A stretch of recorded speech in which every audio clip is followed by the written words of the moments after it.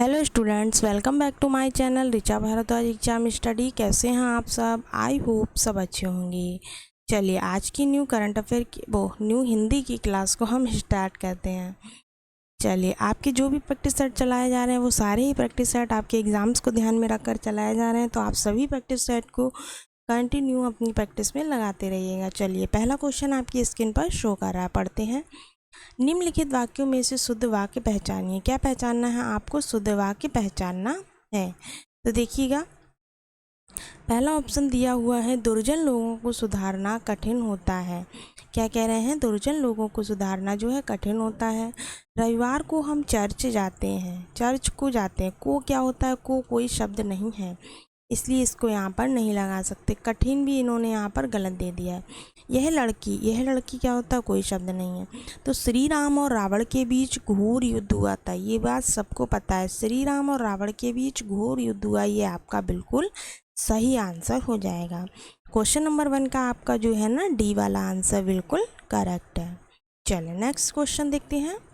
सूरसागर किसकी रचना है? क्या कहा है? सूरसागर जो है वो किसकी रचना है? सूरदास की है, कबीर की है, कालिदास की है, तुलसीदास की है? तो देखिएगा, सूरसागर किसकी है? सूरदास की है। सूरदास की दो और इम्पॉर्टेंट, यानी सूरदास ने अपने जीवन काल में 3 रचनाएं मोस्ट इम्पॉर्टेंट की थी। कौन कौन सी? पहली सूरसागर थी, दूसरी सूर सारावली थी, तीसरी कौन सी थी? तो तीसरी आपकी साहित्य लहरी थी। कौन सी थी? साहित्य लहरी। साहित्य लहरी में इन्होंने 118 पदों की रचना की थी। कितने पदों की थी? 118 पदों की। कबीरदास रह गए हैं, तो कबीरदास जो है इनकी मोस्ट इम्पॉर्टेंट कौन सी थी? साखी, सवद और रमैनी। 3 बहुत ही ज़्यादा पूछी जाने वाली हैं, साखी, सवद और रमैनी। चलिए नेक्स्ट क्वेश्चन देखते हैं। नेक्स्ट क्वेश्चन है, अपने मरे बिना स्वर्ग नहीं दिखता है। दिए गए विकल्पों में से कहावत का सही अर्थ बताइए। यानी अपने मरे बिना स्वर्ग नहीं दिखता है, इस वाक्य के मतलब अर्थ बताना है। स्वयं ही सब कार्य करना आवश्यक है। संकट में पड़े बिना अच्छा फल नहीं मिलता है। मृत्यु के पश्चात ही स्वर्ग नहीं दिख पाता है। स्वर्ग देखना है तो मरो। तो ऑप्शन नंबर बी आपका करेक्ट हो जाएगा। संकट में पड़े बिना अच्छा फल नहीं मिलता है। नेक्स्ट क्वेश्चन देखते हैं। जब किसी वाक्य को अर्थों के आधार पर सजाया जाता है तो उसे क्या कहते हैं? जब किसी वाक्य को अर्थों के आधार पर सजाया जाता है तो उसे क्या कहते हैं? शब्दालंकार कहते हैं, अर्थ कहते हैं, अर्थालंकार कहते हैं, या फिर अलंकार कहते हैं? तो देखिए, जब कोई वाक्य किसी अर्थों के आधार पर सजाया जाता है तो उसको हम लोग अर्थालंकार कहते हैं। क्या कहते हैं? अर्था अलंकार कहते हैं। नेक्स्ट क्वेश्चन देखते हैं। दिए गए विकल्पों में से सही शब्द मतलब सही उसका चयन करने पर शब्द का रिक्त स्थानों में भरना है। ठीक है। सावित्री को सत्यवान के प्राणों की चिंता में और नहीं लग रही थी, क्या बताइए? सावित्री जो सत्यवान के प्राणों की चिंता कर रही थी, उसको उसकी चिंता में क्या चीज़ ऐसी थी जो नहीं मिल रही थी या जो उसे नहीं चाहिए थी? तो देखिए, लोक लिहाज नहीं, भूख प्यास, सुध बुध, या फिर अच्छा बुरा। तो देखिए, सावित्री को जो सत्यवान के प्राणों की चिंता थी, उसको क्या नहीं लग रहा था? भूख और प्यास नहीं लग रही थी। नेक्स्ट देखिएगा, निम्नलिखित वाक्यों में से शुद्ध वाक्य पहचानिए। क्या कह रहे हैं? निम्नलिखित वाक्यों में से शुद्ध वाक्य पहचानिए। आसमान से घने बादल छाए हैं। आसमान पर घने बादल छाए हुए हैं। आसमान को घने बादल छाए हुए हैं, या फिर आसमान में घने बादल छाए हुए हैं? तो सही आंसर कौन सा हो जाएगा? ऑप्शन नंबर डी आपका सही हो जाएगा। आसमान में घने बादल छाए हुए हैं। चलिए नेक्स्ट क्वेश्चन देखते हैं।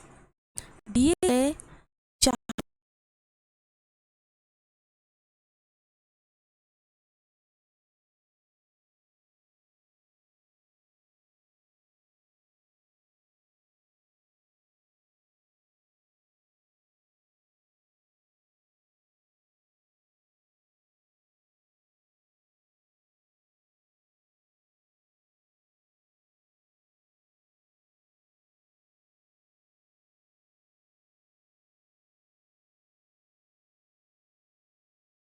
हमने आपको बहुत सारे वीडियोस में बताया है कि आपको जब भी स्त्रीलिंग या पुल्लिंग छांटने को बताया जाए तो आप कैसे छांटेंगे। आपको उनसे पहले विशेषण लगाकर देख लेना है। देखिए यहाँ पर अगर हम लगाते हैं अच्छा प्रकृति, अच्छा दुपट्टा, अच्छा अध्यक्ष, अच्छा महोदय, तो तीनों में अच्छा फिट बैठ रहा है। अच्छा प्रकृति नहीं होता है ना, अच्छी प्रकृति होता है, इसलिए ये कैसा हो जाएगा, स्त्रीलिंग हो जाएगा।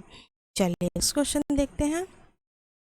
नेक्स्ट क्वेश्चन है, निर्मल का विलोम शब्द दिए गए विकल्पों से कौन सा है। निर्मल, निर्मल शब्द का आपको विलोम बताना है। मलिन होगा, अभद्र होगा, विषम होगा या फिर कोमल हो जाएगा। निर्मल का जो विलोम होगा वो क्या हो जाएगा, मलिन हो जाएगा। नेक्स्ट क्वेश्चन देखते हैं। आसक्ति शब्द का अर्थ क्या है, किसका पूछा है, आसक्ति का। आसक्ति शब्द का अर्थ अनुराग होगा, हुताशन होगा, प्रिय होगा, जन्मदात्री होगा। देखिए आसक्ति का मतलब क्या होता है, आसक्ति का मतलब होता है प्रेम होना, स्नेह होना या फिर आसक्ति की आपके, तो जो आसक्ति शब्द का अर्थ होगा वो क्या होगा, तो वो हो जाएगा आपका अनुराग। क्या हो जाएगा, अनुराग हो जाएगा। नेक्स्ट क्वेश्चन देखते हैं। नेक्स्ट क्वेश्चन है, फांस किसकी रचना है, कौन सी पूछी जा रही है, फांस। दूधनाथ सिंह की है, संजीव की है, रविंद्र कालिया की है, नंद किशोर नौटियाल की है। तो सही आंसर आपका क्या हो जाएगा, संजीव की है। फांस किसकी रचना है, तो फांस आपकी संजीव की रचना है। नेक्स्ट क्वेश्चन देखते हैं। दिए गए विकल्पों में शुद्ध वाक्य पहचानिए। मजदूरों को अनेकों काम है, मजदूरों को अनेकों काम है, ये दोनों गलत है। मजदूरों को अनेक काम है, मजदूरों को अनेक काम है, इस छोटा सा मिसप्रिंट है, आप लोग पहचान सकते हैं तो सही है, वरना आपका आंसर जो है गलत हो सकता है। यहाँ पर है दिया हुआ है ना, तो मजदूरों को अनेक काम है, मजदूरों को कभी अनेक काम नहीं है, नहीं क्या होता है, मजदूरों को अनेक काम है। ऑप्शन नंबर सी आपका सही हो जाएगा। कौन सा सही हो जाएगा, सी। चलिए नेक्स्ट क्वेश्चन देखते हैं। मैया मुरी में नहीं माखन खायो, मैया मुरी में नहीं माखन खायो पंक्ति में माँ व्यंजन की आवृत्ति हुई है। माँ जो शब्द है उसकी आवृत्ति हुई है, तो वर्ण की आवृत्ति किस अलंकार में होती है, हमको ये बताना है। जो वर्ण है ना उसकी आवृत्ति किस अलंकार में होती है, तो अनुप्रास में होगी, अतिशयोक्ति में होगी, शेष में होगी या फिर यमक में होगी। तो सही जवाब आपका क्या हो जाएगा, अनुप्रास अलंकार में होती है। जैसे कि मान लो अनुप्रास का उदाहरण है, तरनी तंजा तट तमाल तरवर बहु छाए, है ना। इसी तरह से एक आता है, चंदू के चाचा ने चंदू की चाची को चांदी के चम्मच से चटनी चटाई। ये भी आपका किस में आ जाएगा, अनुप्रास अलंकार में आ जाएगा। किसी भी व्यंजन की बार बार आवृत्ति होना ही अनुप्रास अलंकार कहलाता। चलिए नेक्स्ट देखते हैं। नेक्स्ट क्वेश्चन क्या कह रहा है, पढ़िएगा। निम्नलिखित वाक्यों में से शुद्ध वाक्य पहचानना है। क्या पहचानना है, शुद्ध वाक्य। जब तुम फोन करोगी तो मैं आऊँगा। देश के लिए उसने अपना सर्वस्व न्यौछावर कर दिया। वह बहुत तेज तेज दौड़कर चला गया। बुराई को बढ़ावा नहीं दो। बताइए, कह रहे हैं निम्नलिखित वाक्यों में से शुद्ध वाक्य आपको पहचानना है। तो शुद्ध कौन सा है, जो जब तुम फोन करोगे तो मैं आऊँगा, नहीं। देश के लिए उसने अपना सर्वस्व न्यौछावर कर दिया, ये बिल्कुल शुद्ध लिखा हुआ है। ठीक है, तो ऑप्शन नंबर बी आपका आंसर हो जाएगा। नेक्स्ट क्वेश्चन देखते हैं।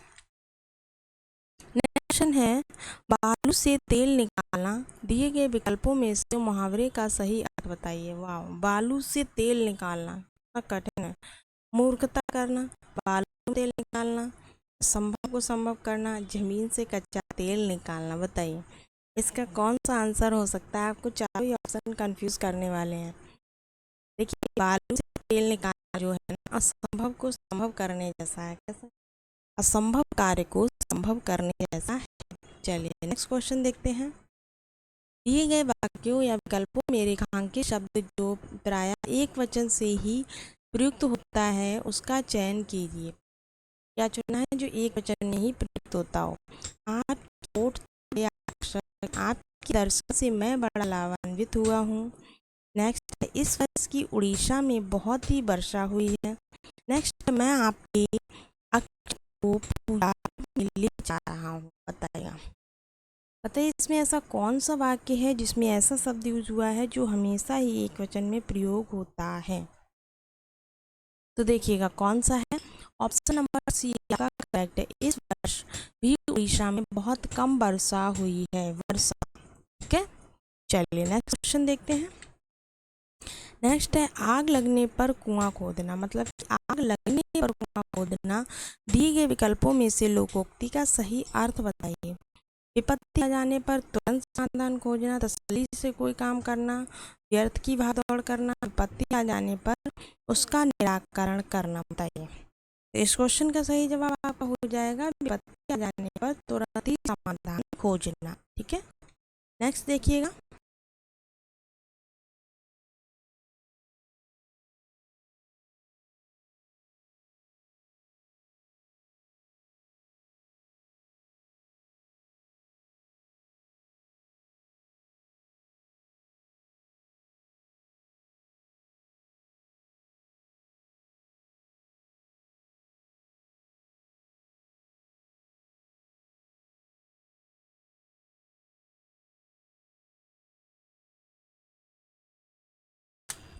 दिए विकल्पों से सही का चयन रिक्त स्थानों में करना है।